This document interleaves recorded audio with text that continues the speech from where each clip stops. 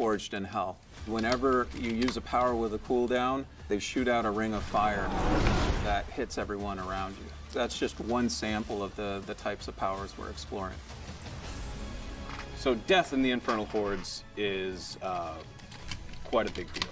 You're returning to the realm of hatred where Mephisto was born. Like, this has to be a big deal. In the Infernal Hordes, it's a lot like Nightmare Dungeons. You only get a fixed number of revives in order to be able to get to the end of your run. So at lower difficulties of the Infernal Hordes, you'll get a number of revives shared between your party, but at higher difficulty levels, the game is going to start taking away those revives, and that increases the stakes that you have. If you die too much, you'll be ejected from the mode.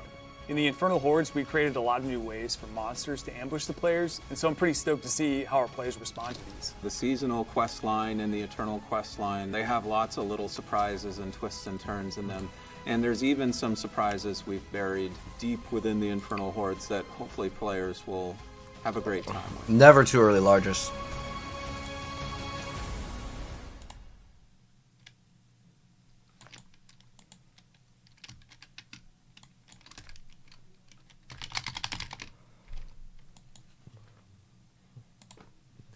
Hello everyone, and welcome to our Season of the Infernal Hordes developer update stream. My name is Marcus Kretz. I'm a community manager here on the Diablo team, and today I'm joined by some very familiar faces. Adam and Adam, welcome to the stream. Yeah, we did it. We took it over. We took it over. It's just All right, guys, let's hop in. New Diablo season. Let's check it out. It feels great. Yeah, and for everyone curious in chat, Adam is not going anywhere. As you all know, there's a ton going on in Diablo. Yeah, Adam Fletcher isn't going. This one, yes. Adam Jackson, I deal with this Adam one. Fletcher.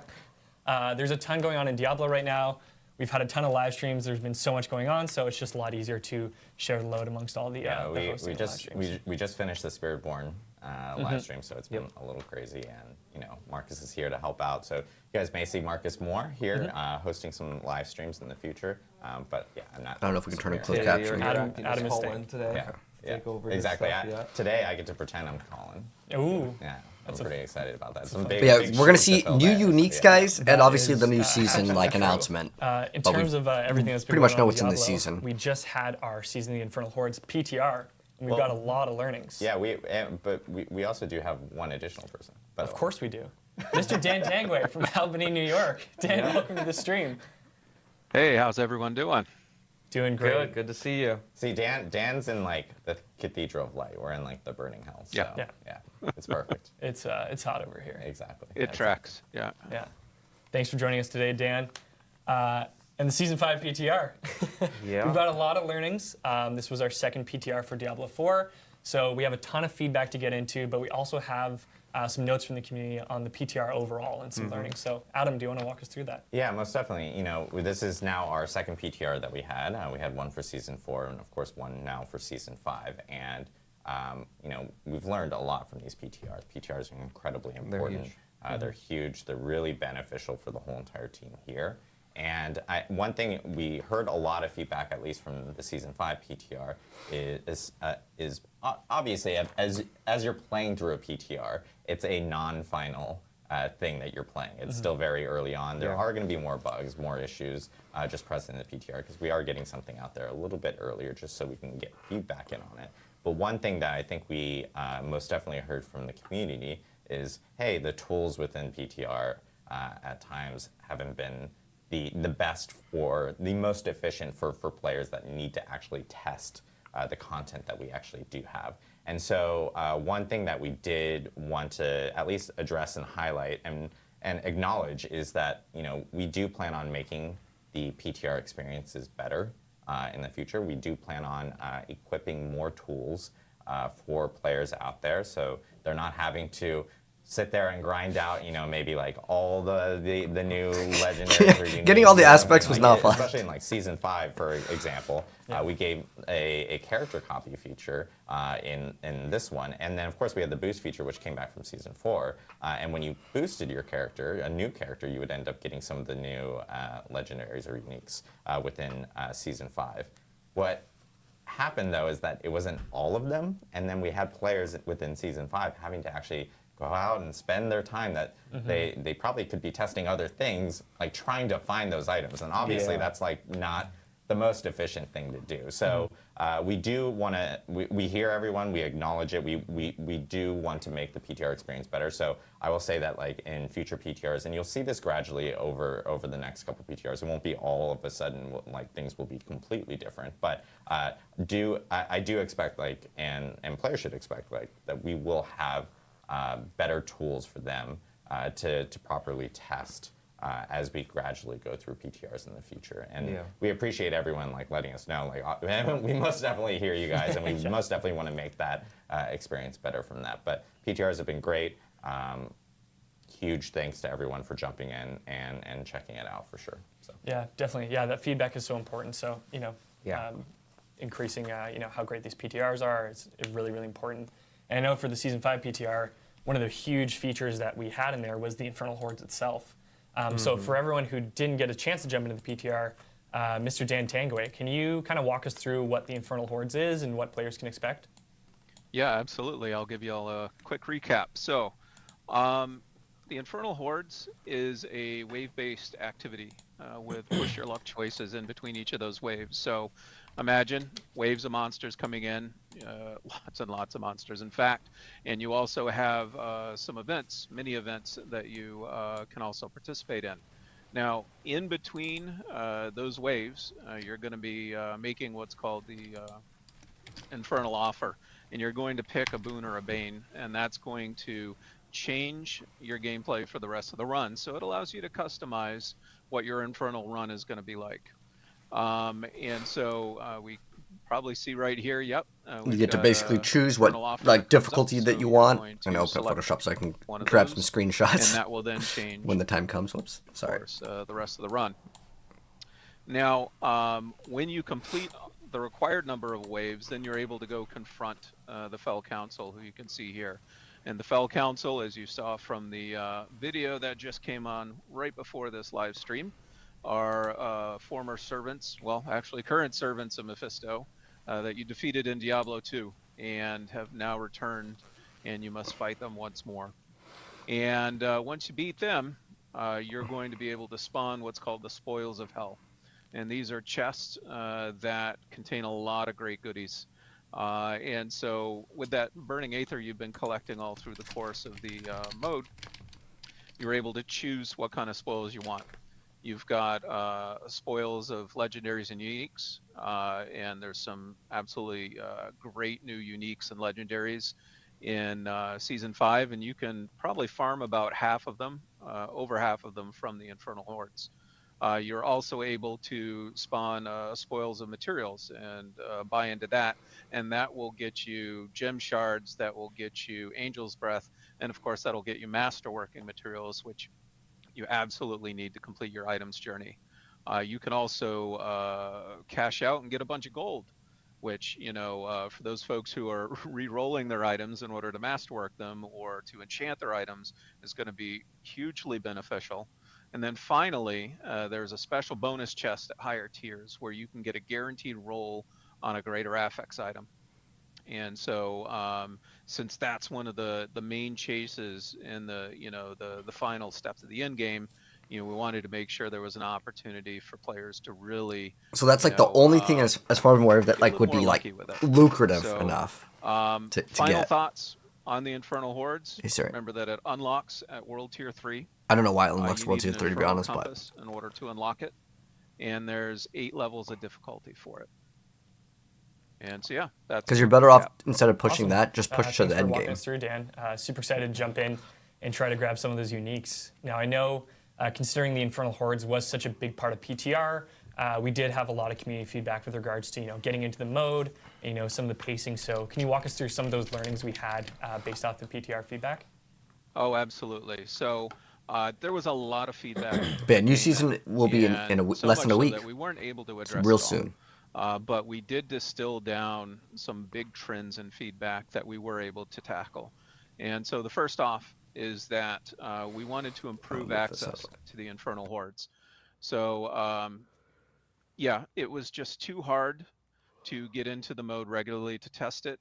And folks who wanted to get into it very quickly couldn't get into it either. So we've pretty much overhauled access to the Infernal Hordes at this point. Compasses still exist, but the drop rates on those have been boosted quite a bit. We want you to earn around 4 or 5 compasses an hour so that you can do about 4 or 5 hour runs per hour. So, you've got, 50% chance to get them from item chests and hell tides, unless it's one of those item chests that costs, 250 cinders, in which case that's 100% chance. I mean, you put in the time, we'll just give it to you. And then, Nightmare Dungeon and Whispers, there's about a 75% chance to get one from a dungeon complete there. Compass tiers at really high levels. We wanted to make sure drop naturally from high-tiered activities like Nightmare Dungeons and the Pit. And we've also given you a path to just crafting these outright with the Occultist, with Sigil Power and Forgotten Souls.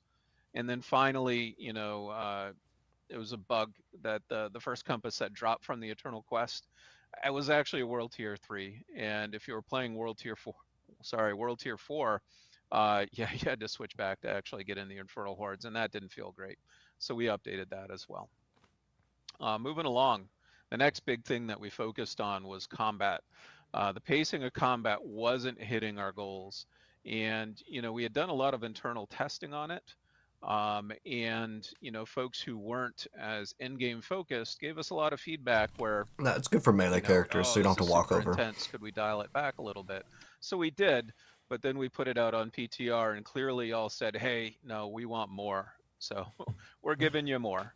The first thing that we did, though, is we fixed some bugs that actually had a really big impact on the experience. There was a boss health bug. Man, that is hard to say. Boss health bug that caused all the bosses to be super tanky. And at tier 8, there were some folks who were spending almost an hour's worth of time in the Infernal's Horde. And that's not what we wanted. So we fixed those bugs and retuned everything. So, it's a much tighter experience at this point. Similarly, there was a bug where difficulty wasn't scaling appropriate in multiplayer. So we fixed that.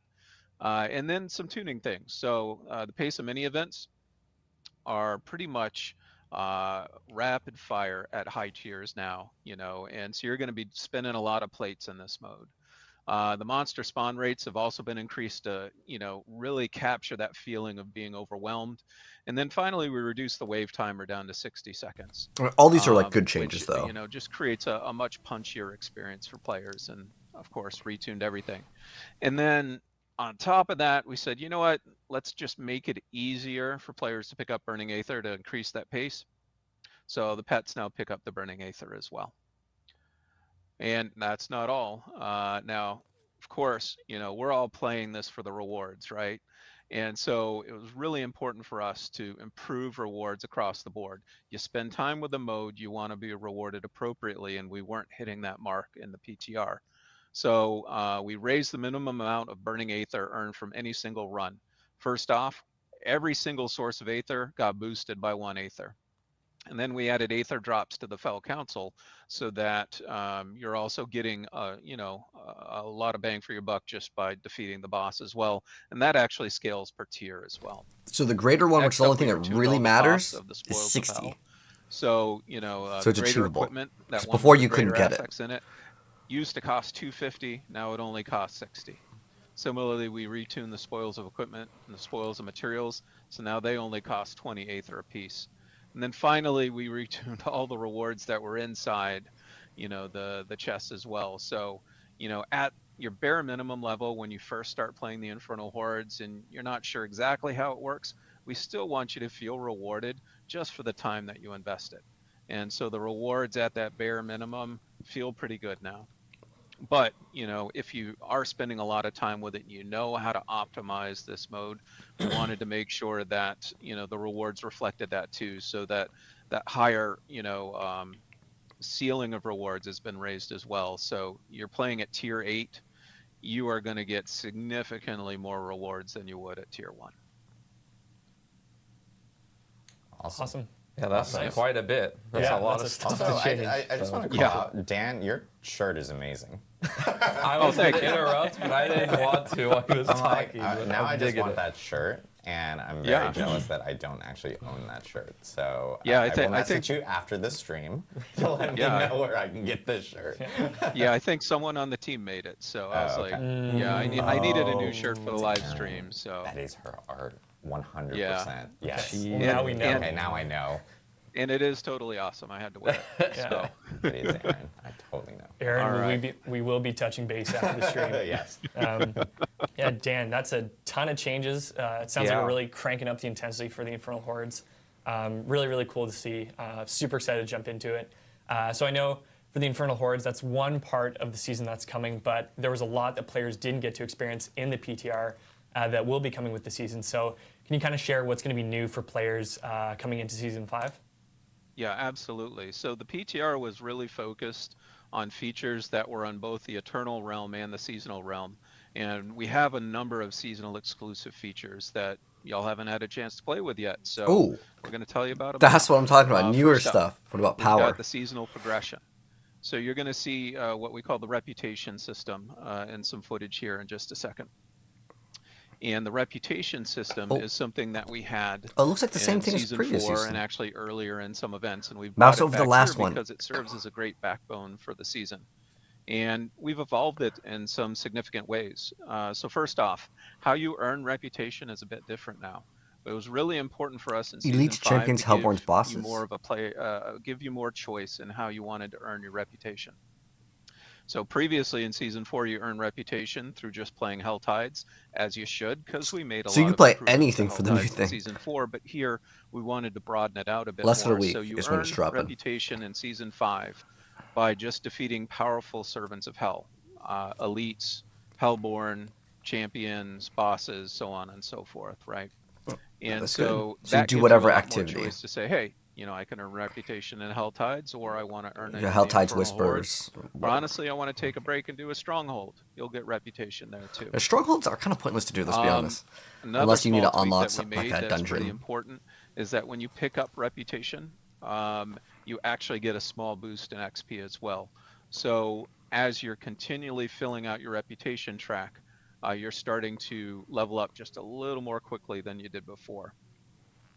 Now, another thing that you might have seen are these big green tiles in the reputation system, and those are seasonal quests. So we made it very clear that hitting certain tiers of your reputation system now unlock the seasonal quests, and it actually starts to weave the narrative through the progression a bit more, which we really like the feel of. So you have and to we hope to get build enough on kills in to the progress in future. the story. I wish you And could then just do the whole finally, story, you know, then you can again, do it's more. all about the rewards, right? So there's lots of great returning rewards in the reputation system.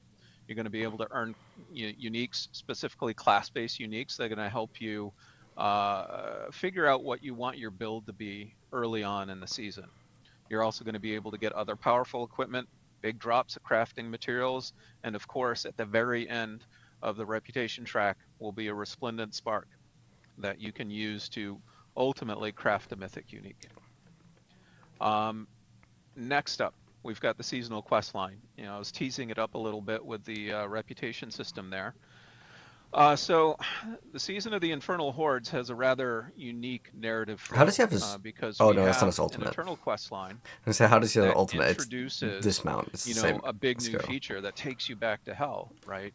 And so we wanted to make sure that was available to everybody, not just seasonal players. And that also starts at World Tier 3.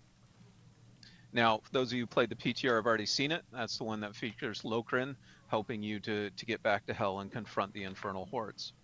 But we've developed an additional secondary, well, not really secondary, an additional seasonal quest line named of Lambs and Wolves, which we're kind of teasing right here. And new NPC named Estelle is guiding you to become more powerful before you join Lokrin to journey back to hell. Now this one's going to be a little closer in tone to the Iron Wolves quest in Season 4, but it's going to be a bit more expansive than that. And like I said, it weaves in and out of the seasonal progression. So how do they relate to one another? Well, the seasonal quest line is exclusive to Season 5. And so you are able to get a really more complete picture of the story by playing both the seasonal quest line and the eternal quest line. You can kind of think of the seasonal quest line as almost like a prequel to you unlocking the Infernal Hordes. But it's weird because you can play in Eternal and do the Infernal Hordes. Players don't get left out. This is an Eternal mode that we're introducing after all with the Infernal Oh, Hordes. okay, so it's going to be like going standard, so to speak. The Eternal quest line here, which is named Eyes of the Enemy, is going to be available for all players and won't go away after the season ends. So it's going to be there forever. So if you decide sometime down the road that you want to check out, so it's just the seasonal rewards of one spark. But if you already have a bunch of like uber uniques, right?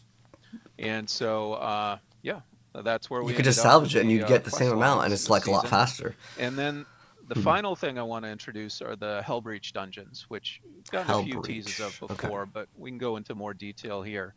So these are all new micro dungeons. These are new dungeons. Hell has started taking root in Sanctuary.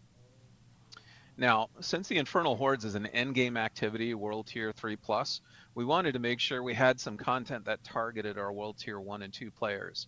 And so you go into these, it's going to be a great source of reputation. It's going to be a great place to get. Oh, so you have the challenge items. Kind of too. And it's a pretty cool place to just kind of experience what the gameplay is going to be like down the road. Now, originally we had kind of patterned these off the Donheim tunnels, if y'all remember those. But, with the introduction of Helltide in Season 4, we had to change it up a little bit, because I don't think that alone would have sufficed. And so what we did is we pulled in a lot of elements from the Infernal Hordes, and we're using this as an opportunity to introduce those elements. So you see right here, we've got a simple 50% damage that shows, that pretty basically deadly. says, okay, do I want my boss to be a little simpler or a little more difficult?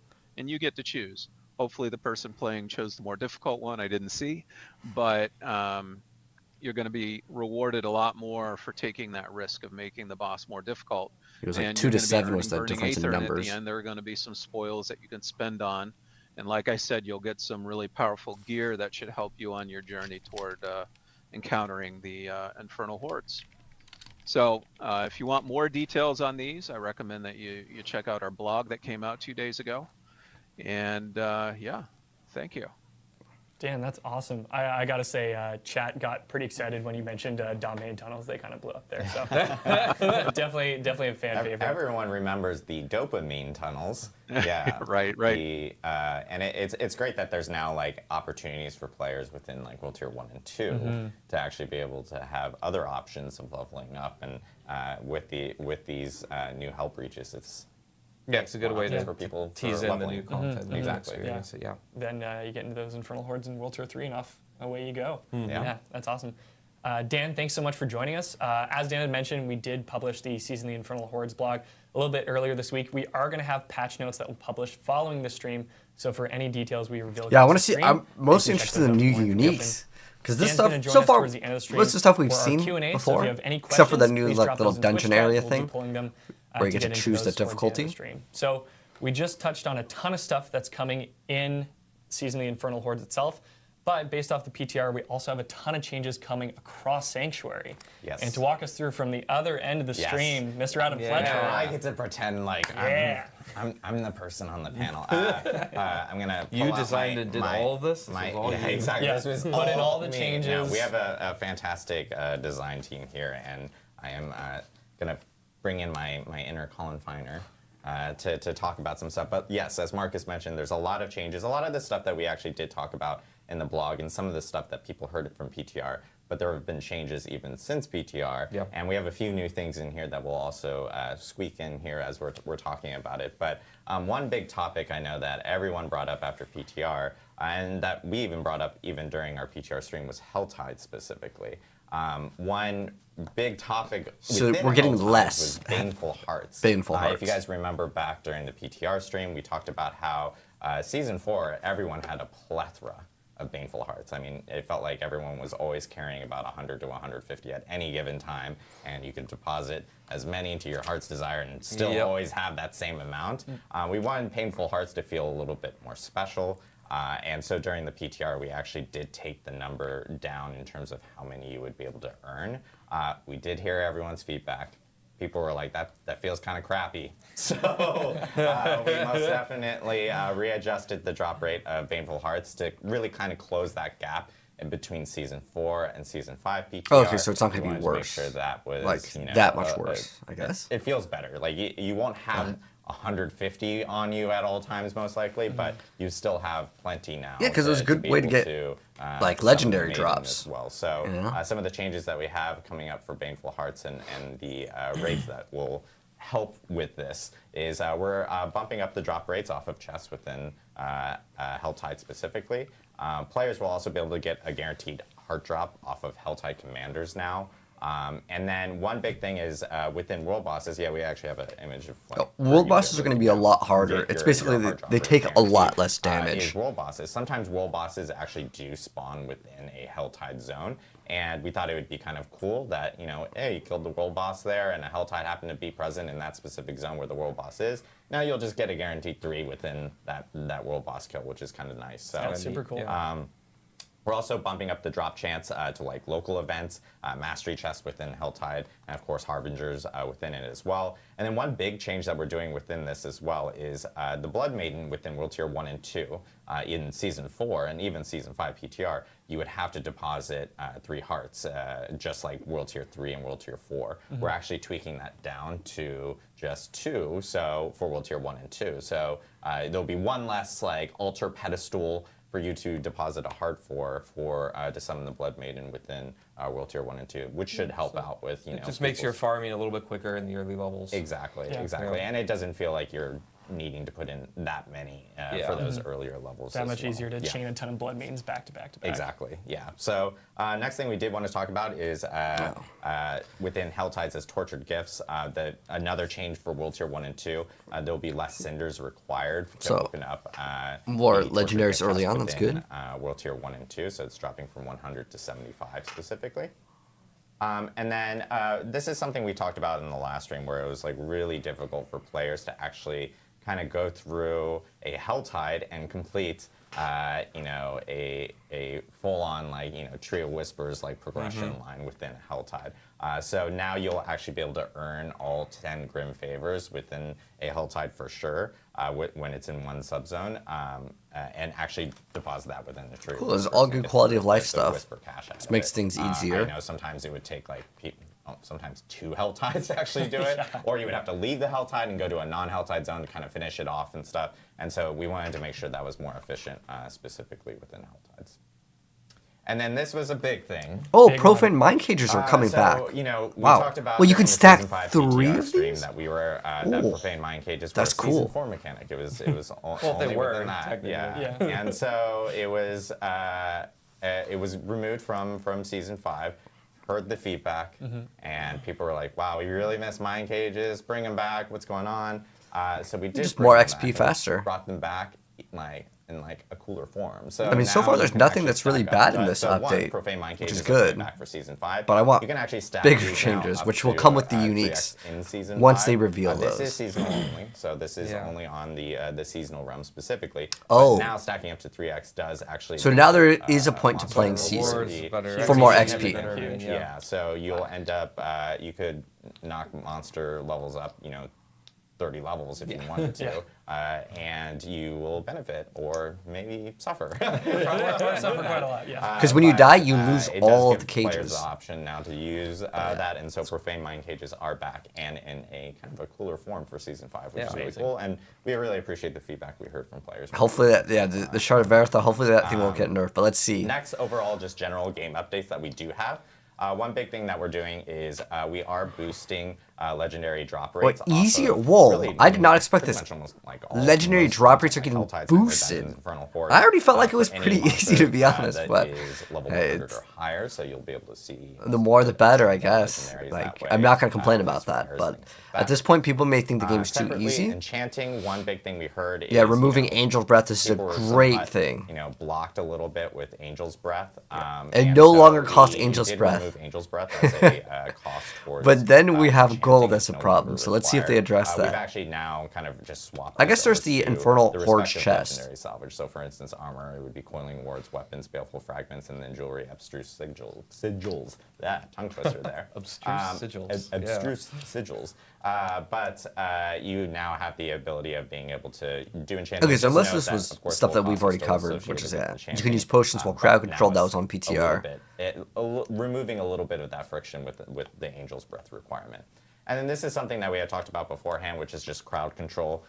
Overall, within Season 5 is going to be a lot better. I know crowd control can be sometimes painful, or either knocked down, Yeah, or here you're knocked down stuck and frozen like for a this million years, this and poor crying, barbarian, and then dying horribly. And so CC duration has been essentially just pretty much reduced like across the board to like 1.5 seconds max. And then one cool feature is you can also spam potions now while you're CC'd. Really good for like people in hardcore, or like maybe it's like it creates more desperate moments of like I'm still dying no matter what. But you now have the ability of being able to spam potions specifically if you are CC'd, which is really nice. Yeah. You know, we were talking about like charging like Bloated zombies, corpse fiends when they like all stun you and they do the poison AoE. Yeah. Exactly. As a keyboard slammer myself, thank you. For, Yes, thanks for this exactly. change. Next update we have is world bosses. So, funny enough, this actually fell into Season 5 PTR, but that we forgot to actually put it in Season 5 PTR notes. And we actually forgot to actually So guys, mention you it. can't kill And we the got a lot world of boss reports in of 1 people second going, hey, why anymore. are world bosses like tankier and harder to They kill? actually fight back It's now. not Yeah, much that's longer, what's though. going on. So You can they still get it actually done, had a maybe feature about called another Resilience on there. minute. Essentially, resilience normalizes damage across like all world content. So it's like if you shared world content. So like if a bunch of people are all coming into a world boss, you should expect to find that the world bosses will be a little bit more tankier, a little bit longer in terms of the experience that you're having as you're fighting against them. Yeah. And less, like, hey, I blinked and it's gone. No, that's a challenge now. 3 seconds. We have to one-shot it. exactly. 3, man, So- mine, they barely even spawn in. I don't know about you. It was actually present in PTR, and we actually got a lot of people that were going like, "Hey, I think this is a bug," and it actually wasn't a bug. It was just something feature, we forgot. We forgot to actually mention in the patch notes, so that is our bad. But we do want to make sure that everyone's aware that world bosses now have a feature called Resilience, and that will end up helping out with those encounters specifically. Separately for bosses. Hit boss damage has been reduced pretty much across the wow, board. 66% And then, reduced one hit big boss. thing that we did want to call out is Oh, I'm gonna we write got that a as lot note. of That's a feedback massive within, change. Season 4 and of course the PTR for Season 5. We saw some people address the changes that we were having there. But hit bosses had this tendency within Season 4 to have like very sharp damage. Where it would scale up really hard, and So now have stacking debuffs. Boss, and you could potentially just get one shot based off of like those. That's good though. It was never fun to get one-shotted in any video game. The extra right? ones coming in would just come, one-shot you, and laugh as they left and you died. Yeah, so now there is a feature within Season 5 where those Shadow Pit boss like affixes will appear, and they'll actually leave kind of a stacking debuff onto players now. So, and it can go up to 3 times, and then obviously when it gets to the max, you have a very good chance of getting like heavily like punished for taking up to 3 debuffs. So it's only 3 from that. debuffs. This is really to allow a little bit more flexibility for players, based off of the feedback we heard regarding a lot of the one-shots and things like that. You now have the ability of being able to, take a couple of these debuffs and maybe not like completely get punished from that. It's less about like the perfection kind of involved, but more so being a little bit more forgiving in some of those opportunities. Now, if you are a person that just like face tanks things and goes in and immediately takes 3 debuffs, you're probably still gonna learn that that damage is still going to be very sharp with the 3 debuffs. So, but it is something to help out.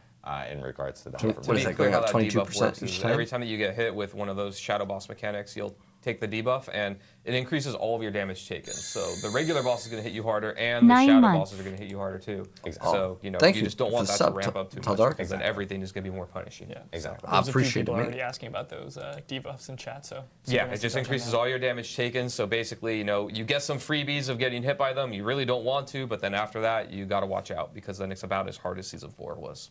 Exactly. So.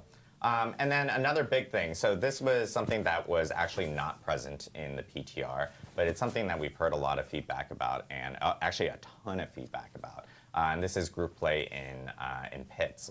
In Season 4, the way that it worked was if you were in the pit and you were the party leader, and you had 3 friends that joined along, you would essentially get through the pit, you would get all the masterworking materials, for yourself, 100% of them, and then everyone else around that joined you would only get about like 50%. And it felt pretty punishing for people to really kind of join up with friends and run through pits. And we heard a lot of feedback of like, hey, it'd be great if I'm just joining my friend, we can all just get 100% of the pit material rewards. And so that is being tweaked for Season 5 now. Awesome. Our party itself will end up receiving the party gets 100% of the materials that you end up receiving at the end of the pit. Yeah. So we appreciate the feedback. Thank you guys for letting us know. And this is something that wasn't in PTR. But the original design was to make it so solo and group play wasn't next up, we have super far bosses. away. Okay. So this is something. This is one of the best changes. I already made a vid on it. I do want to highlight again because I think this is amazing and will save a whole lot of time. So nice. You can now resummon endgame bosses. This is actually massive. Probably the best change. No joke. With Season 5 is this right here. You can just resummon. The altar will reappear, as you can see in the footage. You can just summon again. You don't have to leave the area, reset the world. It is so much better. Fighting Duriel, which is really nice. No more exiting the dungeon, resetting the dungeon, running back, and then having to do it over again. Well, I grew up playing Diablo 2, so we had to like leave the entire game and remake a game, type in gibberish. For gear, you'll be hearing a lot about all this new gear from Adam here in a second. But there were some show us the changes as well uniques. to some of the endgame bosses. But this is legitimately the best change. Like for instance, the first one we're going to talk about is the Beast in Ice. The Beast in Ice, of course, required a sigil to actually summon. Or to actually create the dungeon to go in to fight the Beast in Ice. There's no longer a sigil that will be required. And also the Beast in Ice is now way closer to the dungeon. It's going to be a short dungeon. You don't have to walk miles for it. That's great. Bosses, so you're not having to go through a lengthy dungeon. A whole dungeon just to get to the boss. Likewise, no more sigil dust will be required for summoning the Beast in Ice. And then, of course, we thought about internal players in this situation because some of them have actually crafted a bunch of sigils, and now since sigils are no longer required, you can still use those leftover sigils to immediately resummon the Beast in Ice without needing the mats that are still required for the Beast in Ice. So it's kind of a nice benefit to them. And then, of course, Varshan also got some updates. Varshan required a bunch of different body parts, and now there's like 4 of them, right? Just requires malignant hearts. And of course, we thought about eternal players in this specific instance. Eternal players can convert their old body parts to hearts by going to the alchemist. That's a magical alchemist. But if you ever need a spare heart, you just go to an alchemist. That's just how it works. Swap it out. Yeah, that's just how it works. But yeah, some changes coming to that. And then separately, endgame bosses. For endgame bosses. This is good because rare items are useless in Diablo 4. Dropping rare items anymore. They're actually just going to drop additional gold, and of course, that is awesome change, man. And uniques and mythic uniques from them. So, but now we just removed the rare item drop. Rare items have been removed from the endgame. But it's just kind of clutter, The drop chances that you could. But that does mean less materials when you salvage. Tables. And then on tormented bosses now drop 5 times as many boss mats as before. Wow. And of course, all tormented bosses 5 times is crazy. A mythic unique. So we are boosting up the mythic unique drop. There's actually specifics on all this stuff in the patch notes that people can read afterwards. And we've also reduced the because now that's actually worth doing it. Cost for the tormented bosses. Before it was 2. And now it's dropping to 1, so it should help. And Stygian Stones are a little bit easier to get now since they buffed the drop rate towards the end of Season 4. Endgame bosses that are available, which are their tormented versions. And then one big thing that is happening, and this is something that was kind of mentioned in the blog, but and people will see more specifics in the patch notes. experience is changing in terms of like the XP bonus from killing higher level monsters. It's no longer capped in, I believe it's now. Well, it's just no cap. It's actually it's so capped, shall I say? It's capped at 30 levels. That's actually incorrect on the slide, but okay. It used to be 10 levels. It's now 30 levels. Nice. Is that going to make a huge difference, though? Tiers. So we'll if see. you for example, if you are a level 50 character and you kill a level 80 monster in Season 4, you would only get It's up to 60. Level Up to 60, level 60 experience. credit, and now you'll get up to that level 80. But does that actually matter? We'll It see. can help out a lot. If you are willing to go through more challenging content, bam, you get more XP for it. So which is really Unreal. cool. And it's also really nice that because it plays really well into the stacking profane mind cages, Yep. which look at are now that. available Credit, within yeah. Helltide, because that can actually also increase monster level by 30 levels as well. So it's kind of a cool little add-on, you could say, from that. Yeah. So yeah. Pretty sweet.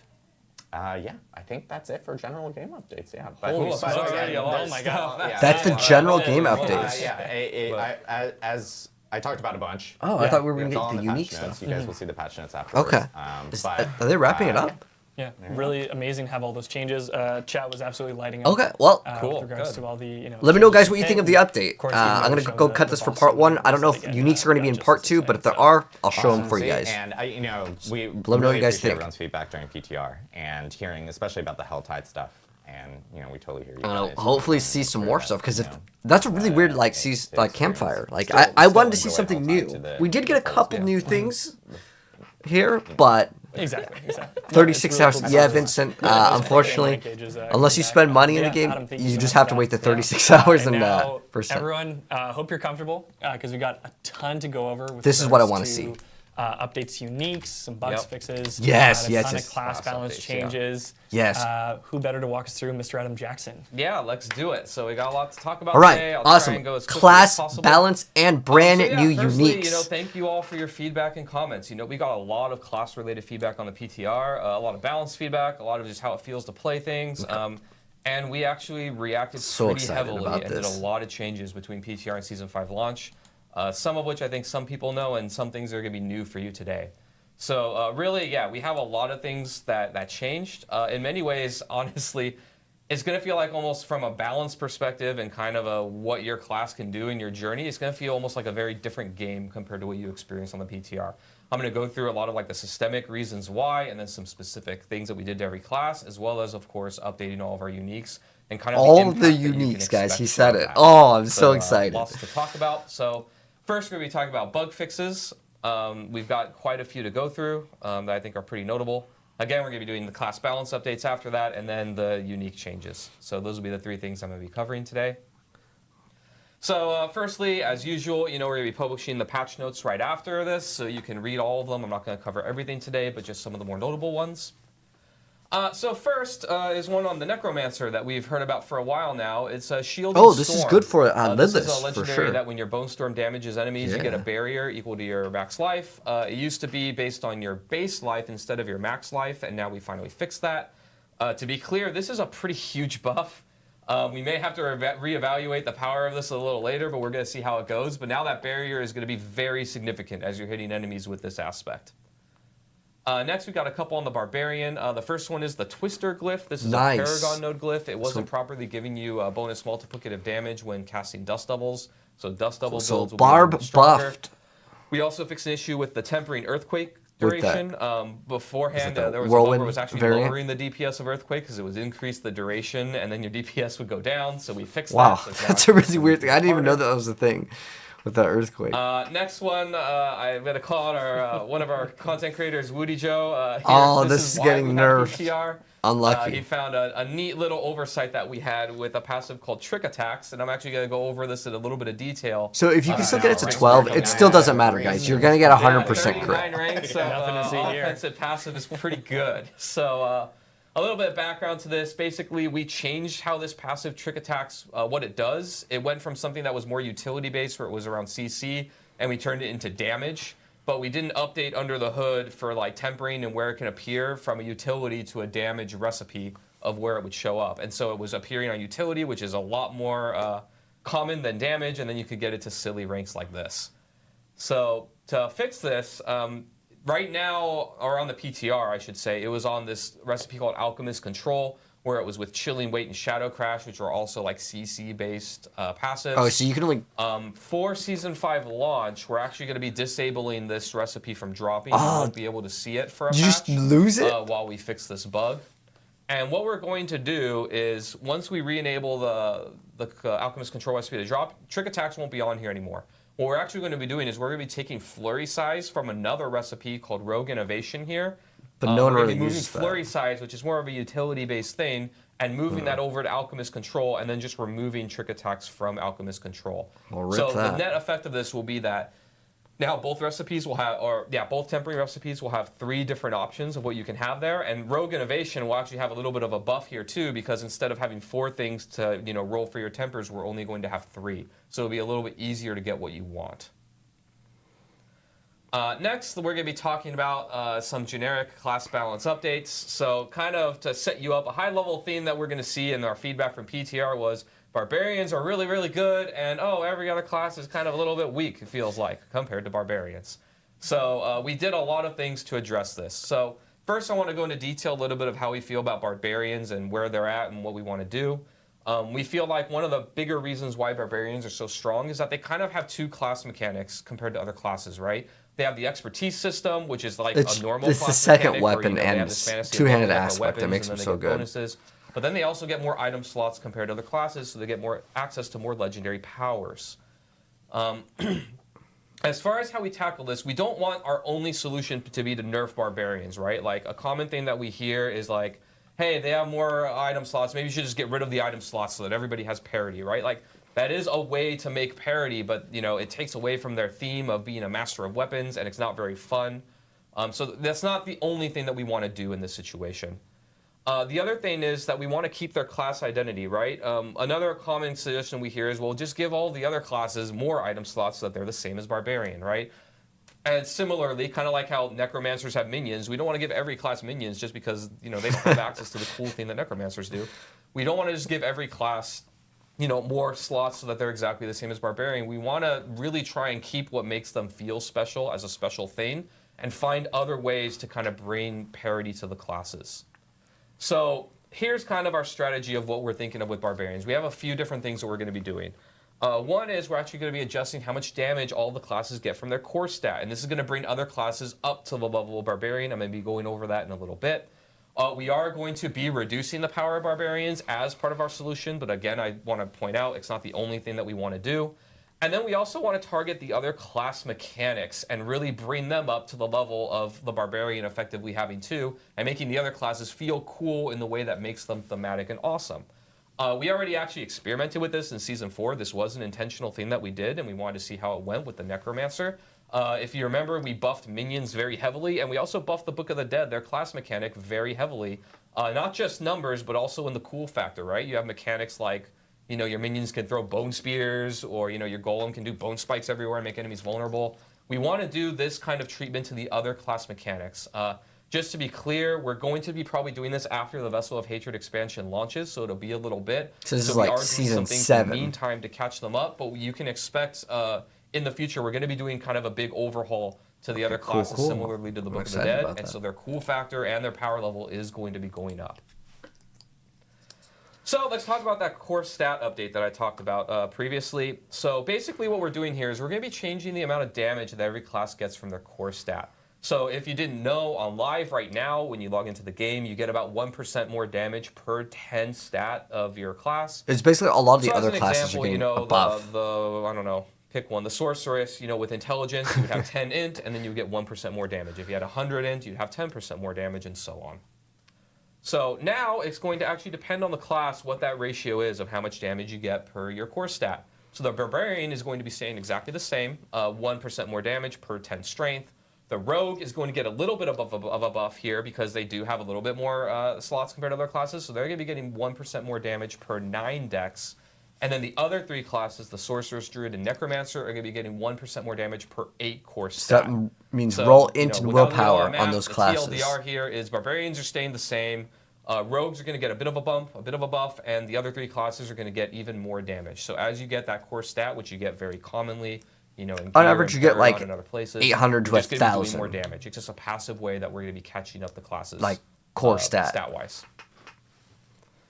So next, let's move on to kind of our class updates. So I'm going to be going through all the different classes and talking about kind of what our updates are going to be for them. Some of the things you can expect that are different from PTR to launch. So Barbarian, we'll talk about Barbarians in addition to having more item slots, I have some of the best key passives in the game, like in Season 4 and on Live. One of the very main ways that we're targeting bringing them down is reducing the power level so that really their key passes are comparable to other classes. We on the team felt like, they already have all these other things that are really strong going for them. They don't need like overly statted, way powerful key passives that do like, over 100% multiplicative damage when the other classes are doing way we're less. introducing caps now. So you did see that on the PTR. We did see a lot of feedback on like, why are we bringing down Walking Arsenal to have parity? Yeah, exactly. When, it wasn't even really meta compared to the other key passives. And I just kind of wanted to bring some light to this of how we think about it. If you nerf, the reason why we brought Walking Arsenal to be level with the other ones when we brought them to be equal to other classes, because it's still too strong, is that we want all the key passes on Barbarian to have parity with each other. If we just brought down the other key passives that were way overperforming and didn't bring Walking Arsenal down to be even with them, then really Walking Arsenal is just going to be the best mandatory pick, and every Barbarian build is going to have to interact with this system. And we really wanted them to be equal with each other, so that there's actually a choice when you get to your key passive of which one. So even take. the worst Barbarian one is still too powerful. What our thinking was there. But it's not all doom and gloom for Barbarians. Are we getting some buffs? Let's see the buffs though. Hold on. Like, man, it really sucks. I understand that they're being brought down and it's fair, but we want to have some things to look forward to. We get 3% more damage. Introduce a number of buffs coming in between PTR and I got Live, double against bosses is good though. And new build paths or your underperforming builds are not being brought down as well. So I'm going to give a couple of examples here. One maybe is Hodabarb is coming back. Its damage baseline by 10%. And we also adjusted the of Ancestral Force legendary. One of the troubling things that this build has problems with is like single target damage against bosses and things. It does really good in AoE and brings down enemies, but its single target's a little bit lacking. So we're upgrading this legendary power. So now it's going to be the new icons are really sick, by the way. So it'll kind of if you guys didn't know, that single target they updated all like the icons as well. Another one is Upheaval. Upheaval builds can rejoice, and also a little bit of a what are we getting? Kind of how we're changing uniques, which I'll be going screenshot over more later. But we're increasing Upheaval damage by about 15%. And we 15. also rounded out Hellhammer now. It's quite a bit more powerful. I can point out a bunch of things here of how it's better.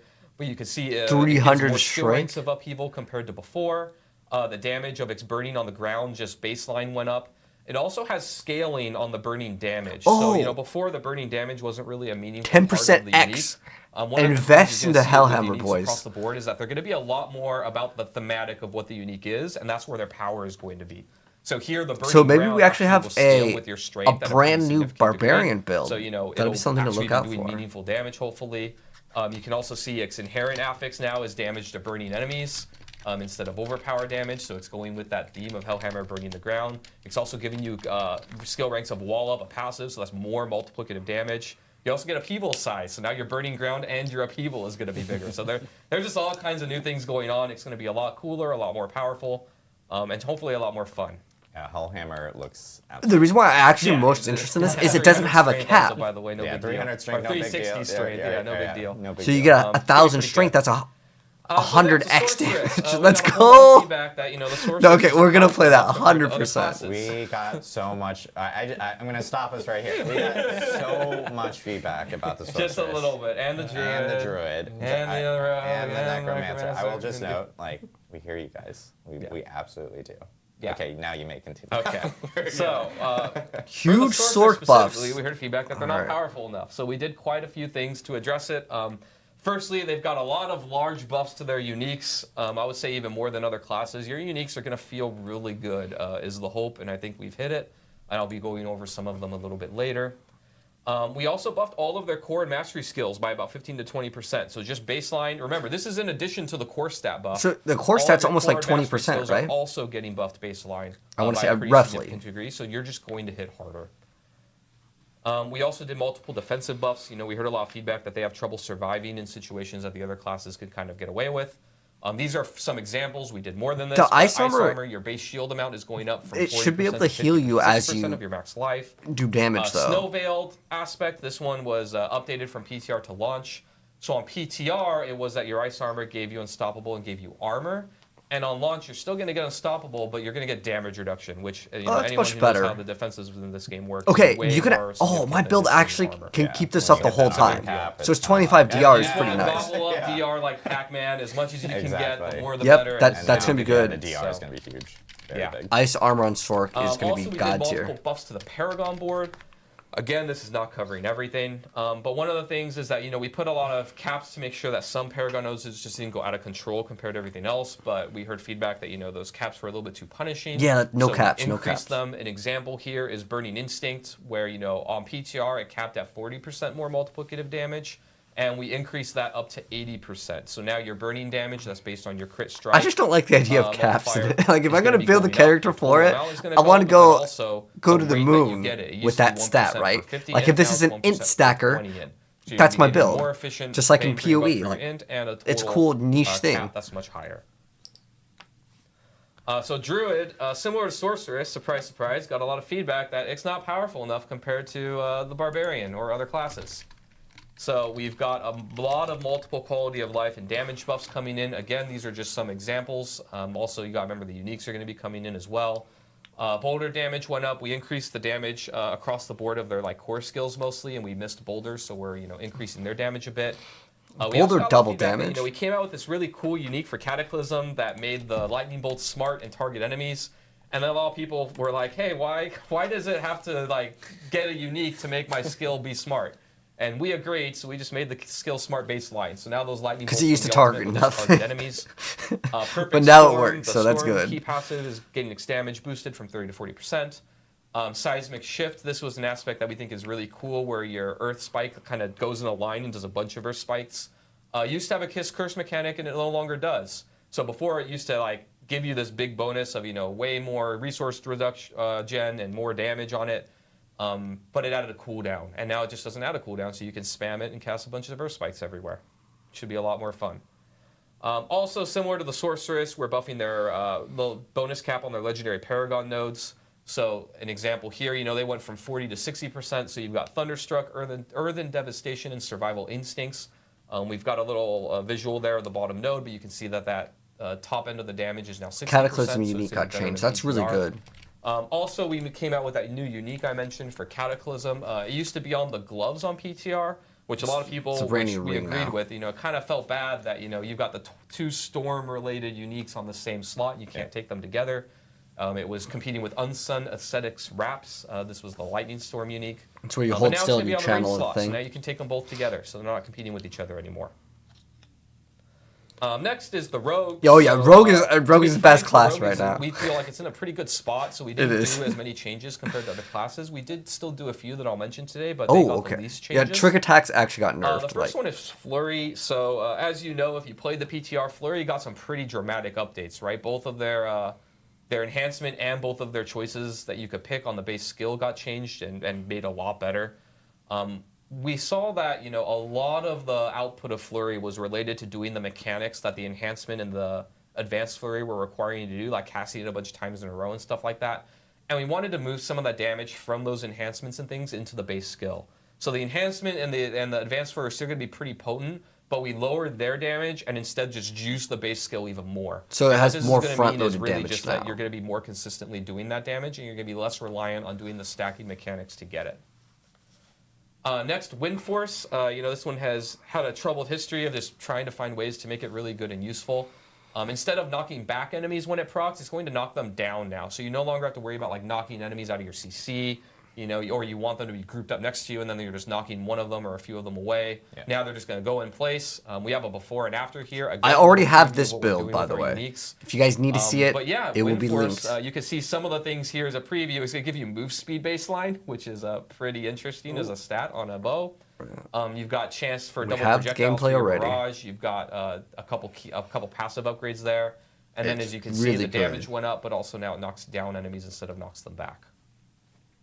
And also has barrage Last counts but not least, twice, the which is Necromancer. huge. We've been hearing a lot of feedback that Blood Necromancer players are a little sad. They just aren't really catching up to the other versions of Necromancer. So we've buffed up a bunch of their tempering recipes and the damage on them. Like a lot of double We're also damage. buffing Just their look at that. legendary Paragon nodes. Here's some here that we did. Bloodbath. This one just makes your overpower damage go up. It's being doubled from 35% to 70%, so that's pretty meaty. Blood begets blood. That damage bonus when you're picking up blood orbs is being doubled, and the maximum amount is being doubled, so you're getting more per stack, and you need less stacks to get to your max damage. So pretty good there. And then last but not least here, Lucky Hit. We've heard a lot of feedback from Necromancer players that, you know, they kind of rely a lot on the Miasma Corpse Explosion to get their Lucky Hit procs off, and that their other skills don't really compete, and so they can't really have fun with Lucky Hit-based builds. It's like almost more generally. double across so we the just board, buffed right? Lucky Hit on a bunch of different skills, so you can see there what all the numbers are. Again, those will be on the patch notes, but really they're just going to be Lucky Hitting more often and getting cool procs more. All right, so next, let's talk about uniques a little bit, right? I'm super excited about this. Yeah, super so as we promised, in the PTR stream, we said that, we had this kind of different philosophy when it comes to uniques, and we went into detail there. And we updated our uniques coming into Season 5, but we didn't update all of our existing uniques in the game yet. So we've done that pass now. We've updated nearly every unique in the game, and I'm going to do a little bit of a recap of kind of how we thought, and then giving you some examples. This update, guys, will come out in less than a week. So these updates are fairly dramatic. We're going to be showing you 3 from each class, as well as 3 generic ones. I want to see all of them, but we're going to have to probably check out the patch notes. Thought of updating uniques and kind of what you can expect for your builds. Yeah, and I know, and Marcus is going to remind us about this at the end as well. But you'll be hearing it a lot. Yeah. But I will say, we are showing 3 here and 3 for every class and 3 generic ones. But every single unique. Oh my gosh, this is what I've been waiting for. And we have a before and after in the patch notes, so you guys will have easy. Oh, cool! If it shows them side by side, yes. What was the difference? So after the stream, you'll be able to. I mean, I pretty much know all of them. Only covering a small amount here. We'll see everything. But just a little sample serving. It really helps out. Absolutely massive for content creators. That'll be pretty cool to snack on there. Yeah. Because I don't have to go screenshot every single thing. So one of the things is your general power level of unique effects is up, and by unique effects, I want to be clear. That is like the thing at the bottom that is like your, deals 40 to 60% more multiplicative damage or whatever. That number is going to be up on the higher end. So instead of 40 to 60, it'll be 40 to 80 or 40 to 90 or 40 to whatever, right? So that power level is just going to be generally up almost across the board. And then really what we targeted for these updates is the stats on the uniques. So the stats are going to pretty much break every rule that we had in the game before when it comes to being a cool item. So some things that you're going to see, and I think I got an example of most of, if not all of these, but you're going to see uniques that have different inherents compared to other stats. So, your boot inherent, could be something that's not even related to boots or movement anymore. It could be something else. Or sometimes we add more inherent stats, so something that didn't exist before. Some items can have 2 inherents instead of just 1, which is a pretty big difference. We have a lot more that have stats that break normal slot rules, so things like movement speed on bows or cooldown reduction on weapons, stuff like that. That's good. What's what a unique should be. Have tempering affixes, right? All good changes, man. In Season no 4, max level increase. But now that increase. tempering's in the game, and uniques have to compete with these really great tempered items. Uniques can have that too. They can also have much higher potential stat values compared to normal items. So, if a normal item has 20 to 40% more damage, a unique can be like, 1 to 300% more damage or whatever, right? And we even do this with the tempered affixes. So, unique can have juiced up versions of tempered affixes that make them solve those problems much quicker. Also, we've introduced a lot of stats that really have powerful effects on them. Sometimes even a single stat on a unique can have the impact that a legendary power normally would on an item as far as what it does to a build. And we'll have a couple examples of that where like a stat on an item is actually giving you a new effect that didn't exist before that you could do. So it's not even on the unique, it's on the just a stat. That's even cooler. Again, we're going to be going through 3 examples per class and 3 generics, and I'm going to just try and quickly go through and kind of point out some of the key things that are kind of neat about the items. So we're going to shotgun this a little bit, and you're going to see some cool items. So let's get to it. Woo. Yeah, so first, Penitent Greaves. This is a generic unique. You can see here, this one now has 2 inherents as opposed to 1. Another thing that you can notice is that normally they're calling it an implicit and an inherent. More move speed. I didn't understand what they were talking about. And this one is not only has 2 inherents, but it's for 2 seconds. So you'll evade and boost around at crazy sonic speed for a couple seconds, which is pretty neat. And now you can run through enemies while you do it. We've also got some neat stats there, like crit chance against chilled enemies and chill potency there that are screenshotting all of these. Here, Fists of Fate. This one, a lot of people saw. This one's godly. If you're a rogue player, so one thing I think that's lucky kind of hit. Cool is that almost with 50. Our uniques, we're really trying to like over double and triple 50% down on the fantasy of the item. Look at that. So if something's about cold or something here, like Fist of Fate is about like RNG to the max. So we're really going hard on what the theme is. I just noticed you can that. See like your attack speed can go from 0.1 to 8.7, and everything on it is like has a huge range of what you can roll. So like a greater affixed Fist of Fate could be like a best in slot item for a lot of builds. That lucky hit great, Yes, this is the one that people point out that we. It's just crazy. I talked with one of the. We're gonna farm that. That is probably one of the best things in the game. Team who did a lot of this work, and it just means it's gonna be like, impossible for most people to go get. Conservative, like let's just go crazy. Like this might be insane. It might be the best thing in the game, though. Slot and break stuff, but it's really cool. So yeah, greater affix Fist of Fate there is going to be really cool. Oh, the Trojan Grandfather? Wait, 300? A lot of people had issues with the ignored durability loss. Where you would like masterwork hit that or something, and then you're not getting anything. We just moved that in to be a baseline. Dude, they just doubled the stats of the Grandfather. Dude, if you get a greater affix all stats, and that's actually insane. Even in Season 4, because that durability loss was kind of was actually a hidden stat item. Sometimes when you found a greater affixed version of a Grandfather, it would actually apply to that. That is now that's all gone. Dunzo. It's just inherents can't be greater, which is something that we thought. That's a crazy buff, man. Yeah, so now let's go into the classes. Barbarian. This is Battle Trance. This one exists already on live. Probably the two big things here. One is, you have two different passives now that you get. A lot of times we're adding skill ranks to passives because that's a way to add multiplicative damage or just buffs to really cool effects on a unique via their stats. The other thing to point out here is the actual effect. Before it was giving you increased attack speed to all of your other skills when you had frenzy stacks.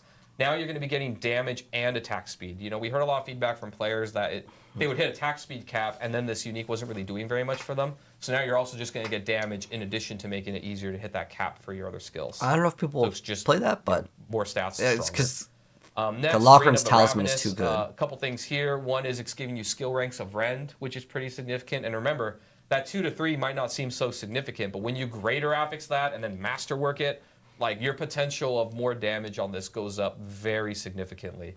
We're also giving you skill ranks to brawling skills still. Thing to point out here is your Rend's duration. This will also just increase the throughput damage of it. Has been doubled, so that's just more damage. But since they nerfed like the bleed, like. And then also at the bottom, a small little detail. Key passive. Before you could only apply that special effect of your brawling skills, applying your Rend's bleed every 4 seconds. And now it's every second. So now if you're able to spam brawling skills, you're just going to be applying Rend bleeds. This actually might be kind of cool. Stronger Rend bleeds. I'll note it for sure. It's a pretty big power boost. Next, the Fields of Crimson. The thing that we want to call out here, there's a lot of things that are kind of unique and different, but is that one kind of rule that we had with item stats that we're now changing and breaking is we never really buffed things like enhancements or like the AB, like the different choice upgrades that you could do for a skill. This one actually buffs Enhanced Rupture's explosion size. So, normally when you rupture an enemy, it does that explosion. This will make that explosion be way bigger. So it's kind of a neat way that we can manipulate player power via stats. Next, let's move on to the Sorceress. So the Staff of Endless Rage, we actually have a combo here that we're going to show a little video of before and after with this. Fireball builds. I actually really like Fireball. And the gloves would be doing some unique things to fireballs. One is plus fireball projectile speed. So this is actually going to make your fireballs fly through the air faster or bounce quicker, and so you'll be able to get through them and they'll finish their path faster. You've got the tempering recipe now, so it doesn't compete with your chance to cast twice. And you can see there it goes up to 75% just on that one stat. So it basically almost solves it for you by itself, which is pretty huge. You've got some massive skill ranks to Fireball, so now, again, way more multiplicative damage than before. You get that greater affix? And then you can see at the bottom that the upper end of that damage is going up per the same as most of our uniques. And next is combos with the Gloves of the Illuminator. Oh, does this get buffed too? A couple things to kind of gloat on here is the Fireball attack speed is going up by a much bigger amount than other classes.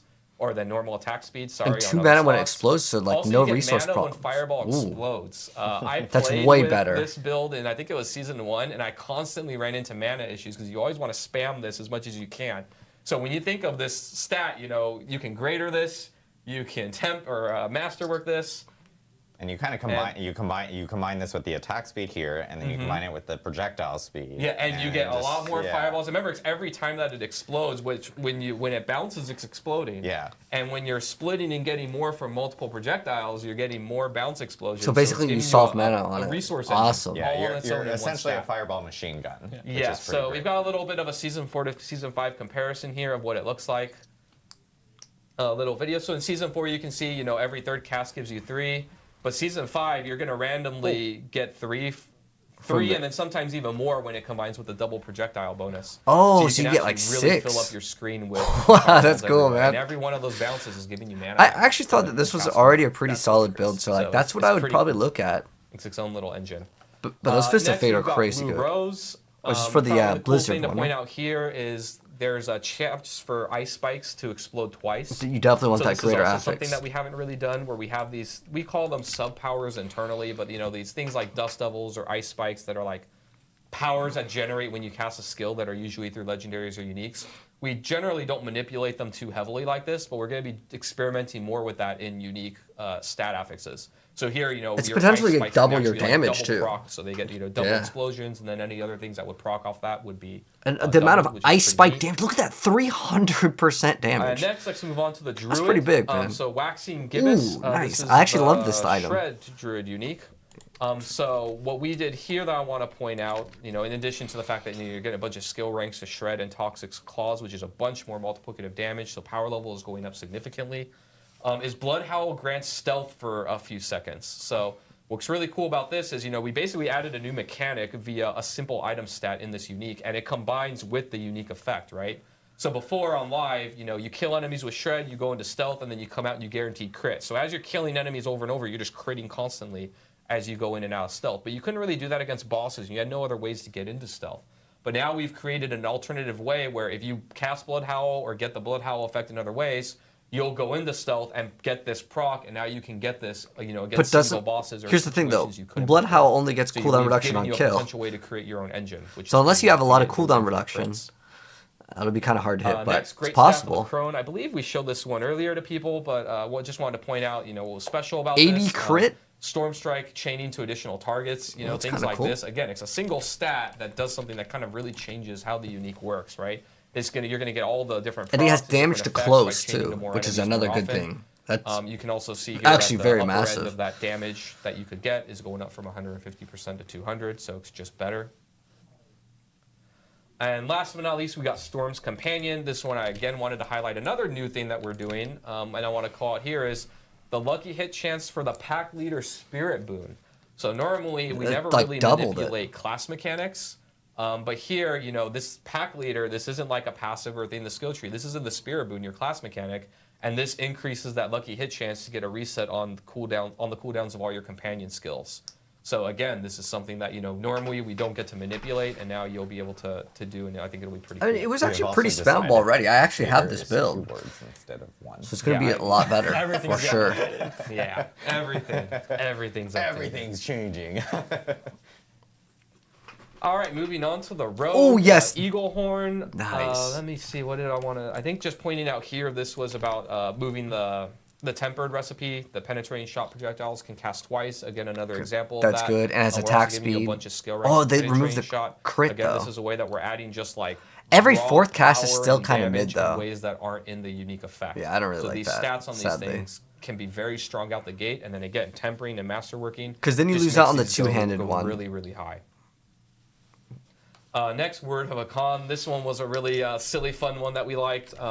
You see there, the one I want to point out. Well, one is the ultimate damage. Actually, ultimate skill damage for the Rogue is kind of a premium because they have that Paragon node that makes it turn into multiplicative damage for all your skills. So that's actually pretty. As long as that doesn't have a cap, if we mix this with what is it? Also, the chance for Rain of Arrows waves to cast twice. Oh, wow. So normally the base is 85. Chance to double cast on ultimates, but again, uniques get to break 41 so cooldown. Oh my gosh. Juiced up Rain of Arrows cooldown reduction. They can cast twice and they hit way harder. Okay, so we can make a Ward of Hakan build so again, for sure. Really trying to bring out the theme and the fantasy of these uniques in the stats, in the effects, to really create something special. And next, Saboteur Signet. I was running this in Season 4. I'm a little sad that I'm going to be doing something else in Season 5, but I loved my stun grenade build. But here you can see a bunch of grenade damage, obvious theme for the grenade build. We're also giving you a lot of your stun grenade size here. And then again, a new affix that kind of creates your own engine. You're getting +1 energy when a stun grenade explodes.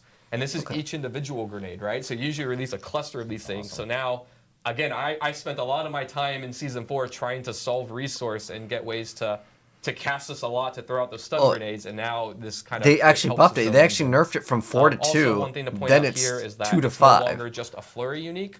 It's casting a core skill, throws stun grenades, so it's a lot more generically applicable. And it's not even the lucky hit. It's just straight out 45%. Well, if it's perfect roll. Next, Necromancer. The big one I wanted to point out here. We're going to be showing both of the Blood Surge uniques and how they've been updated and they combo with each other. We have a stat here that Blood Surge drains more times from elites. So to be clear, this is the drain, not the explosion. But the drain does feed into the explosion damage, and there's a lot of like synergy and things based on draining enemies. So now, one of the problems that Blood Surge has always had is when you're fighting a single target or a boss, you only drain one enemy, and then you're not getting your like explosion damage up. But now you're going to be draining multiple times from those elites, so you're going to get more life back and other procs when you drain, but also your explosion will be more significant now against them. Next, Death Speaker's Pendant. This is the other Blood Surge unique. We also added another thing that combines with the other unique where you're getting essence per enemy drained, right? And so now, as you drain enemies for the explosion, you're going to be getting more essence back to cast the skill and spam it more. We're also giving you a bunch of ranks to Blood Surge, which, just makes sense. So, 50%, before the problem is the mini novas don't count as another Blood Surge. Buff to this. Like on a lot of the activations. That, the numbers also went up on this. Like for the overpower, it won't count for it. If it did, it would actually make Blood Surge minions good. And last but not least, Greaves of the Empty Tomb. This is your Sever unique. Lots of stuff to point out here. 28,000. Multiple inherents. So, normally you can only get 3 max of 8 charges. You get more here. We also had a fun little thing where your evade now leaves behind Desecrated Ground because this is the Desecrated Ground that's unique. really cool. We also actually, have a chance for Sever projectiles to cast twice. We have Sever Size here. We also give you ranks to Reaper's Pursuit. So this is really about just like moving and grooving, like going around. One thing I want to point out here as well is this new aspect of Creeping Mist that came in, and you can combine this with the Greaves of the Empty Tomb. So this new aspect, we heard that Necro players want mobility, and boy did we give you mobility. So what this does is when you evade during, first of all, you get evade cooldown reduction, so you evade more. But when you evade during Blood Mist, you travel twice as far, and both when you enter and exit Blood Mist, it resets your evade cooldown. And one of the things that makes this crazy, where we might actually be crazy, and I hope we don't have to revisit this, but we're going to see, is that reset of your evade cooldown counts for all of your charges of evade. So what this means is, and we have a video, is that you can evade 5 times, then evade in Blood Mist, and then evade 5 more times. So see here, then you're evading Blood Mist, and you're leaving behind that Desecrated Ground everywhere and skating just around. Yep. It's like a nice skating rink. So every time you cast Blood Mist, you're going to be getting 10 evades. It's silly and hilarious, but we're putting it in the game, and I hope we don't regret it. Necros are going to be zooming. Yeah, they're going to be zooming with this. So, wow. Yeah, so that's kind of our preview of our uniques and kind of what's coming into the game. Again, we're pretty excited about it. I think it's going to be pretty cool. Yeah. But yeah. Professor Adam Jackson, take a bow. That is incredible. Hopefully we'll see more. Yeah, remember guys, every single unique got changed. Comparison of every single unique. So this from season 5 is actually looking good with just the uniques. Check out all those changes, but that was a great overview of all those changes. That is really, really exciting.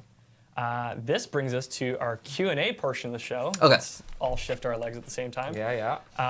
So I'm going to go ahead and end it for this part of like the YouTube session. If there's any good Q&A, I'll try to mention them, but let me know, guys, what you think of Season 5. Are you excited to play? I'm way more excited to play just for the uniques. As far as, like, the season mechanic, though, I mean, it's just kind of going to an area. You get Aether. You get maybe a greater affix. There's not, like, a brand new scaling of power that I'm getting, with the exception of the uniques. So I'm still really excited about Season 5, but what do you think? Let me know your thoughts down below. It's just for the Infernal Hordes mode. Again, getting the Aether. I wanted some other revenue of power versus just a greater affix item, because that already existed in the previous season. I mean, to be honest, the min-maxers are probably still going to be grinding the pit, and then maybe they can just go buy the item with gold. But anyways, that's going to wrap it up. Season 5 looking pretty solid. The uniques look cool, and I'll be updating you guys very soon on not only the builds, and I'll have a bunch of builds pinned that probably won't be changed too much, but on top of that, all the uniques we're going to have to update builds for because we don't even know at the second because the blog post hasn't gone up yet, so we'll definitely see it. But let me know what you think of Season 5 and what class you plan to play. I'm definitely 100% going Rogue, at least as of right now, before I see the rest of the uniques. But this one. We'll stick around for the Q&A. These questions. When are we going to hear more about Vessel of Hatred? When are we going to hear more about Vessel of Hatred? Because we just had the Spiritborn reveal. We showed off the Spiritborn. I will note that we also are going to be at Gamescom. There's actually some Gamescom news that came out this morning. The Spiritborn will be playable at Gamescom. So if you go to the Xbox booth, you'll be able to play it there. So if you're attending that show, it'll be really awesome. There's actually going to be more news coming out at that time. So of course, tune in. And I will say, like, you guys have only... They're even buffing the Uber uniques. Very small... And we see that the blog post is already up right now. The tip of the jungle. Of Vessel of Hatred. So we're really excited for Gamescom. So you guys will hear more then, so stay tuned. Yeah, grab your tickets to come to Gamescom. No, I don't think they've updated it. Yes, exactly. Go to Germany. Go to Germany. Come to Cologne. Come to Cologne. No, nothing new yet. There was Diablo people Immortal, confused in chat. This is a question from Dartless, who was saying, we can temper uniques Yep, now. I'm dropping the videos. Maybe What's that up, was Winnie? a mistake being said. So Adam, if you want to speak 100% to clear. that. Cannot temper uniques. We want them to be different in that they do not engage with that system, at least for now. It has the tempered you're stats on them. What I wanted to say or be clarify on is that you can get tempering affixes on uniques. Like they'll just drop with those affixes or whatever. But you can't go to the blacksmith and manipulate them in that way. You can't temper them. Gotcha. Cool. Cool. Thanks for clarifying that. Really Adam. Yeah. It's Doffy has a question for Dan Tangway. Are there any plans to continue iterating on the Infernal Hordes in the future since it's a permanent addition? Are there going to be more boons and banes coming? He's going to say yes. Yeah, that's a great question. We'll look into it or whatever. To reiterate what you had pointed out there, this is an Eternal Realm feature that's going to appear in the game forevermore. And so this is just the first version of it. I mean, you think back to what Helltide was in the base game and how we've iterated on that over time to get it to where it is. We're going to continue investing similar levels of effort into the Infernal Hordes too. And so boons and banes is something we heard a lot about feedback during the PTR. And so we absolutely want to make more improvements to the boons and banes. And so stay tuned. That's not going to hit in Season 5, but we'll figure out where we can get it in future seasons.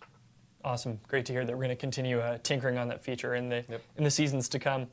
I've got a really interesting question from Mano_imp with regards to those... Mano Imp. We know Mano Imp. With regards to the damage increase per class resource. Sure. They're asking, is the Spiritborn getting 1% damage at 7 points if it's their main stat, just because they have a lower amount of weapons? Yeah, TBD. TBD. I don't want to go into math on Spiritborn yet, but they'll be getting similar treatment to all the other stuff. All of this is kind of evergreen, so. Awesome. Yeah. Awesome. Lukey Wee. I don't know if they're going to show something. When will we see the overhaul of the Paragon system? Would you consider removing the Paragon limit? Okay. This actually matters. There are going to be changes to Paragon, but we aren't talking about those changes yet. Awesome. Yeah. Oh, we're not talking about them yet. TBD. So something is changing for sure. Love this name. Chicken Wing 929. Love it. Can the reputation rewards for Season of the Infernal Hordes be earned on only one character or all your seasonal characters? I believe it's all characters, similar to like what we had for Season 4. So you can actually go back just and get all the just sparks. go through the reputation board and then get another Resplendent Spark. That's really the question. Let's be honest. Really, that's truly the question. Yes, you can get. Pretty sure it's additional, character specific, so you can. Yeah. Nice. Systematic 5K, Adam Jackson. Will our existing uniques be updated? Yeah, that's a good question. Changes? Yeah, we get this every round that we update them. It's the same rules as always, which is the unique power. When we update that, is your existing uniques. So basically, will get that, right? So when we increase your damage range or whatever, that's going to get. But the stats, Those are going to be legacy on any items that exist. So you're going to have to refarm your unique. So basically, you're going to have to get it again. And that's kind of the way that they're going to work going forward, unless we say otherwise. Yeah, it's just how things work under the hood for when we do changes on them. Yeah. Nice. Pudge _BP. Are there any plans for clan rework / improvements? Yeah, what's the point of a clan? I've been asking about them for a long time on this. Coming for some social features. We're just not. We're not ready to talk about it now, but you guys will hear about them soon. Awesome. This one's kind of a design philosophy question for Adam Jackson. Sure. Evans423 wants to know, how future-proof is this system of static uniques when adding new / better tempering effects and new content? How future-proof are static uniques when adding new tempers? Let me think. Yeah, basically, your old uniques are garbage. That's just how it is. Because I think it is something where if we add new tempers or new affixes or whatever, we will probably need to go back and update uniques that we wanted to apply to and make it work again. Our hope is that these uniques are going to be pretty future-proof in that they're going to be very meaty in the amount of power that they give you. 300 domain stat is crazy. But I think we do reserve the right, if we find a new idea for existing passive or existing tempering that is introduced to the game and we want to put it on, we can do that. I will say also one thing that we want to do more is just come up with really crazy new ones and aren't even really tempering recipes, but just crazy effects, right? Like Blood Howl grants stealth, or you drain more with your blood surge, stuff like that. So I would expect we'll probably be updating them as we go forward. Not probably as dramatically as this all at once, but I foresee that's probably likely, yeah. Nice, yeah. Always tinkering, always updating. Speaking of which, about tempering, one thing that we forgot to mention, and I know we mentioned it at the PTR stream last time. I'm sorry, my earpiece just keeps falling off. So it looks like I'm scratching my ear, but I'm not. The greater I know there was a lot of feedback after season 4 regarding tempering and potentially bricking items. And one update that we talked about during the PTR stream, I want to mention, it wasn't in PTR, but is in if it's a greater season 5 specifically. If you get a greater affix, you get one extra roll. Greater affixes will actually get additional temper rerolls on them based on the greater affix, quality. But it still doesn't help. It's still RNG based. For greater affix 1-star ones, you'll end up getting one additional temper reroll. And then TDB, I owe you a katana flip. Thank you so much for the sub, mate. So that is going. Arigato, my friend. So we mentioned it last stream. I just wanted to reiterate it because I actually appreciate the sub. Should have mentioned it again. Sweet. Yeah, great to mention that, Adam. That's awesome. We've got a easy one here from Z Weapons. What is a mythic unique? There was a purple item during the stream? Yeah, you can tune into our last stream for it. But yeah, basically, Uber uniques are now. Uniques is what people call them. It's basically the really best items in the game that have perfect stats and everything. We rebranded them to mythic uniques. They now have their own special color, special beam when they drop. They just got a whole treatment. When's the patch notes? I think they're coming out at 1, so probably in half an hour, guys. Yeah. The patch notes will be out because it's still not out. Sophie0257, are they going to make it so that we can pre-download the update, or will it be available only on the 6th? That's a great question. Based off 5 days, guys. Feedback from Season 4's launch, the patch will be available to download roughly an hour before Season of the Infernal Hordes launches. So that season goes live at 10 a.m. and roughly an hour before you'll be able to pre-download the patch to get into the game and get ready for the season. Yeah, I know a lot of people are probably going why not multiple days and things like that. We're getting there. We're trying. But no, we got a lot of feedback about how things started immediately on the you could download and actually start the season. And of course, we want to make sure that people can be as prepared as possible. So 1 hour before the actual season starts, you should be able to actually download and get that all prepared. So as soon as the season, the time for the season begin, which is roughly 10 a.m. Pacific on the day of, you can just jump in without needing to download. So Skull MTV, hey, great job, thanks. Any plans to rework masterworking in brackets higher cost, but you can choose upgrades and tempering to make these systems have less RNG? Nothing to announce at this time. We definitely have heard the feedback. We are starting with the first step of one of the things that we know feels really bad for players. I got how do I say? The more greater affixes you have on an item, the higher stress and investment you have to make it work the way that you want. So we are relaxing that, make it a little bit easier. Another thing that we're thinking about that's a little lighter is like the tempering recipes, making them have like 3 on average instead of 4 or more. Something that we're talking about moving towards, but nothing like of overhauling the system and doing a major change at this time that we have to announce. Cool. Thanks, Adam. Dan Tangway from Holy Smokes. Their name isn't for Holy Smokes. Their name is. Their name was Dan. I thought it was Dan Tangway asking a question, and I was like, wait, what? No. Their name is Frodo Bolson. But all the O's are zeros. All right. How does the Infernal Hordes work in groups? Do you need only one compass per group? Oh, that's a good question, actually. So the Infernal Hordes, you only need 1 compass per group in order to be able to get in. Yeah. Sweet. Just like Nightmare Dungeon sigils. Awesome. Yep. All right, Ravask. Any news on reworked Nightmare Dungeons? Nothing for announce. today. Yeah. Nothing to announce today. Yeah, nothing to announce today. Sweet. Green Zombie Studios. Can we expect cool new transmogs in Black Season Sparrow. 5 from salvaging items? I am not sure. I know, like, the Season 5 has a lot of new legendary aspects and uniques. Like, there's like 50 new legendary aspects and uniques being added into Season 5. So there's a lot of like more the back end type of stuff that affects a lot more so on the gameplay. But I'm not exactly sure if there's a ton coming in. Yeah. So we can actually. There are a couple of new uniques in Hell that you can earn that will have. Oh yeah, the Shard of Earth. The Shard of Earth, I'm pretty sure is new. Bam, there you go. Season 5's looking pretty good, Seb. Like, not for the season mechanic, though. It's just all the uniques. That's it. Hot pancakes. Are there still plans for rare and magic items? I guess in terms of like a Rare magic items don't do anything in the game right now. Yeah, I'd say It's something that they want. Yeah, nothing to announce today. for that. Yeah. Cool. Nice. All right. Checking through Mac and D's. Can we expect skill trees or support gems to change the way skills? Support gems? What? We're talking about PoE now. Skill trees or support gems to change the way the skill works. I mean, we're not doing any skill tree overhaul right now in Season 5. I do think we have talked a bit on the team about having a desire of the upgrades for skills being like more impactful and really impactful.